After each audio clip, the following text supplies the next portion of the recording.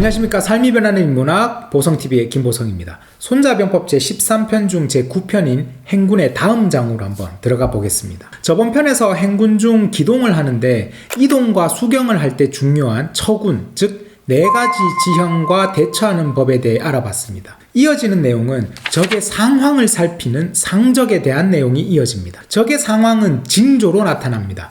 모든 일에는 징조가 있습니다. 손자는 이러한 33가지의 징조에 대한 말을 합니다. 어떤 일에 반응이 있고 이러한 반응을 미루어 그 뒤에 있는 실제 모습을 파악할 수 있어야 한다는 것을 말합니다. 이것은 매우 중요한 부분인데 징조를 파악해서 실제 상황을 명확하게 인식하는 능력이 바로 전장의 장수가 갖추어야 할 능력입니다. 우리 역시 이러한 징조가 있고 실제 상황을 인식하는 일들이 많죠. 어떤 일들이 벌어지는데 징조를 명확하게 파악하고 빨리 대처하는 사람이 있는가 하면 대처가 느린 사람이 있고 징조 자체를 모르는 사람들도 있습니다. 손자는 리더라면 징조들을 명확하게 파악하고 빠르게 대처할 수 있어야 한다고 말합니다. 전쟁터에서 징조가 나타나는 것은 지형, 풀과 나무의 움직임, 새와 짐승의 움직임, 상대방의 말이나 어떤 행동, 그리고 그 심리를 통해 감춰진 진짜 상황을 파악할 수 있다고 하는데 어떤 내용들이 있는지 본문으로 들어가서 한번 살펴보겠습니다. 적이 가까이 있는데도 조용한 것은 그들이 험준한 지형을 믿고 있기 때문이다. 멀리 있으면서 싸움을 거는 것은 아군의 진격을 유도하는 것이다. 적이 높은 곳이 아니라 평탄한 곳에 진을 치는 것은 그곳에 이로운 것이 있기 때문이다. 많은 나무들이 움직이는 것은 적이 오고 있다는 것이다. 수풀에 장애물이 많으면 아군을 의심하게 하려는 것이다. 새가 날아오르는 것은 매복이 있다는 것이다.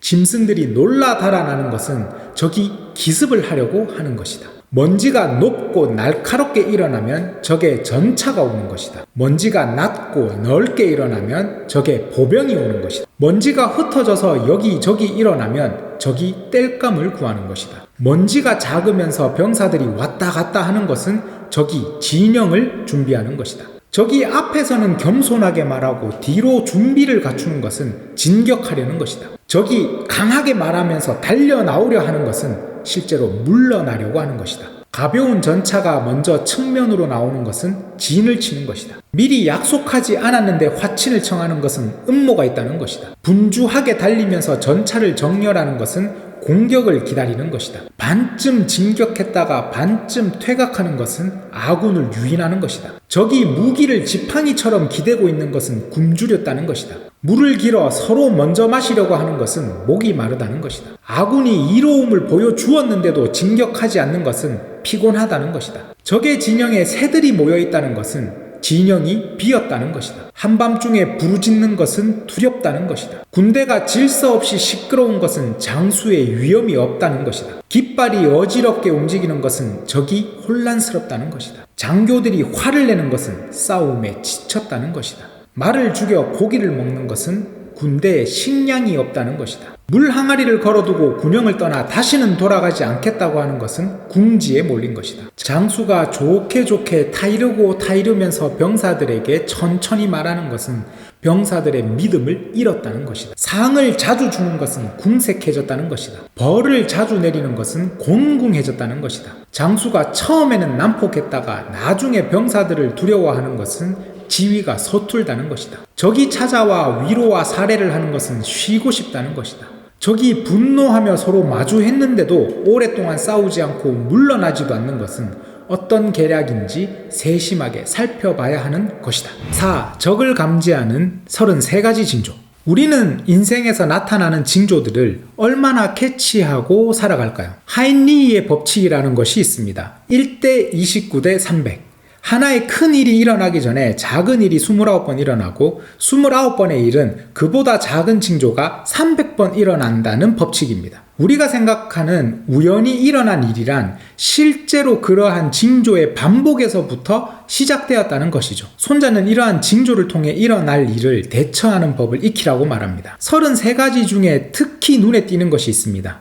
적이 앞에서는 겸손하고 뒤로 준비하는 것은 실제로는 진격하려는 것이다. 반대로 적이 앞에서 강하게 말하고 달려나오려 하는 것은 실제로는 물러나려고 하는 것이다. 우리가 한 번쯤은 겪어보았던 말들입니다. 겁니다. 너무 친하게 다가오면 조심해라. 겉으로 강한 척하는 것은 실제로 약한 것이다. 같은 말이 있는 것처럼 이 당시의 손자도 사람의 모습을 이렇게 보았나 봅니다. 그리고 질서 없이 시끄러운 군대는 리더의 위험이 없어서이며 간부들이 화를 내는 것은 이미 지쳤기 때문이다 라는 것은 경영을 하는 모든 사람들이 공감할 만한 말이 아닐까 합니다. 좋은 리더가 되고 싶지만 여러 사람들의 생각과 의견들이 중구난방 일어납니다. 그런데 이것을 잘 중재하지는 못하죠. 명확성이 없기 때문입니다. 결정을 하지 못하는 리더는 위험이 사라집니다. 중간 간부들이 화를 내기 시작했다는 것은 뭔가 일이 원만하게 돌아가고 있지 못하기 때문이죠. 이러한 일들에 지쳐버려서입니다. 관리가 안 되고 있다는 것이죠. 물 항아리를 걸어두고 막사를 떠나 다시 돌아가지 않으려는 것은 이제 끝장을 보겠다는 말이라고 합니다. 몰릴 대로 몰려서 답이 없다. 마실 물, 요리할 물이 담긴 물 항아리를 막사에 걸어두고 나가자.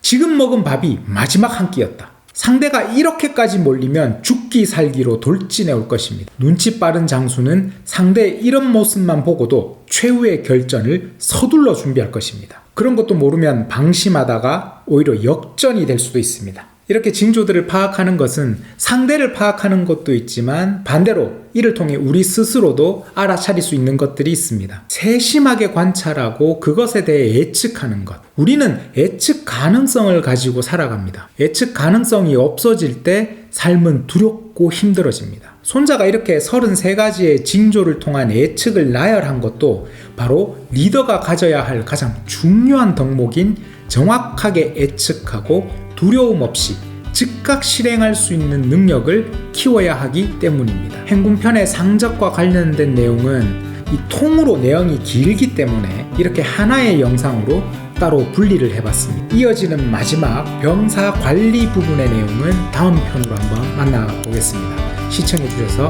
감사합니다.